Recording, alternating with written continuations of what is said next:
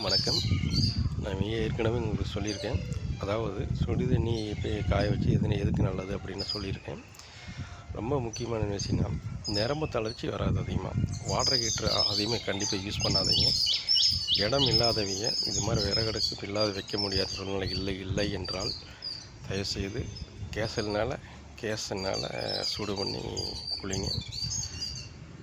Water ஹீட்ரு கண்டிப்பாக வேண்டாம். நரம்பு தளர்ச்சி கண்டிப்பாக வந்துடும். இன்னொரு காரணம் என்னென்னா, நம்ம ஏதாச்சும் கால் இடிச்சிட்டாலோ எங்கேயாச்சும் சுற்றிலிக்கு அடிச்சிட்டாலோ ரத்தக்கட்டு ஆயிடுச்சுன்னா அந்த கொதிக்கிற தண்ணி இருக்குது பார்த்தியா, அந்த தண்ணி ஒரு டம்ளர் தண்ணி எடுத்து அந்த எங்கே அடி விட்டு அது மேலே விட்டிங்கன்னா அப்படியே மரத்து போயிடும்.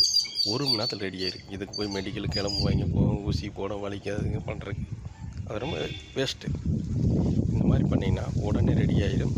இன்னொரு விஷயம் என்னென்னா, ரொம்ப முடியாத வேலை, ரொம்ப டயர்டாக இருக்குது, வேலை அதிகமாக இருக்குது, அந்த வேலை செஞ்சுட்டு வந்து அந்த தண்ணி அந்த சுடு தண்ணி எடுத்து ஊற்றுனீங்கன்னா எப்படி 4-5 பேர் மஜஸ் பண்ண எப்படி இருக்குது அந்த மாதிரி மஜஸ் பண்ணால் சுடு தண்ணி ஊற்றுறதுக்கும் அந்த மஜஸ் பண்ணுறதுக்கும் அவ்வளோ சப்போர்ட் பண்ண அந்த தண்ணி உடம்பு டயர்ட் ரொம்ப கம்மியாகிடும்.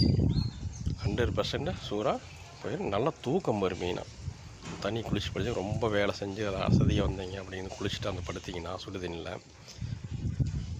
நல்லா தூக்கம் வரும். மீண்டும் அடுத்த வீடியோ சந்திக்கிறேன். நன்றி, வணக்கம்.